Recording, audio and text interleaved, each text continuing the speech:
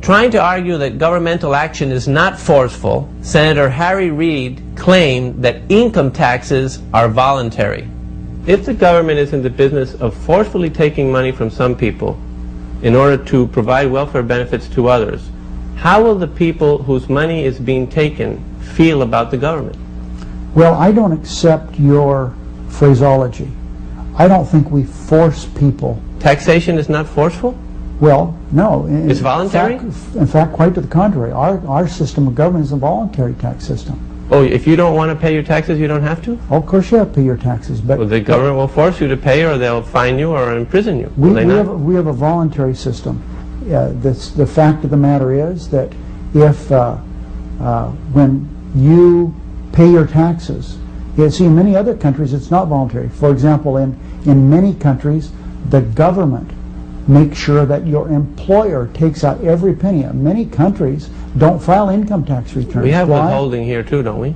Pardon me? Withholding? With some programs, yes. But I'm talking about in some countries, European countries as an example, you don't file an income tax return. There is no need to, because your employer takes all the money out. That's the difference between a voluntary and an involuntary system. You can't cheat and not pay your taxes. Right. But I don't accept your phraseology that you forcibly take money from somebody else and give it to that's the way it is on any program. Can the taxpayer? Highway program is the same. We take money, we forcibly take money in your phraseology from people and build highways with it. Put people in the army.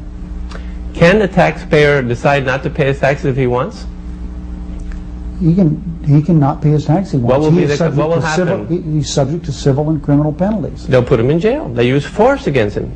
He pays. Everybody pays taxes under threat of jail or fine, under threat of force. In other words, you are forced to pay your taxes, whether you fill out your form voluntarily or whether it's withheld by your employer. You don't have a choice on whether you can pay taxes that are going to be used for welfare programs. You can't make that choice. Well, but the reason our system is called a voluntary tax system, and I recognize, that ultimately you can't cheat in your taxes, but we have many provisions in the law they don't have in most countries. We have deductibility for home, interest on mortgage payment. They don't have that in most countries. We have deductibility for certain excessive expenses as it relates to health, doctors, hospitals. We have all kinds of tax, some people call them loopholes, but others would call them incentives for people to do business. And that's why you're not forced to pay certain tax. There are ways, if you decide to buy a home. You can decide not to pay taxes in the United States? I mean, I really don't understand what you're trying to get at. What the point of the matter is... Because you objected to my phraseology. You say that the government isn't forcefully taking money from some people to provide welfare benefits to others.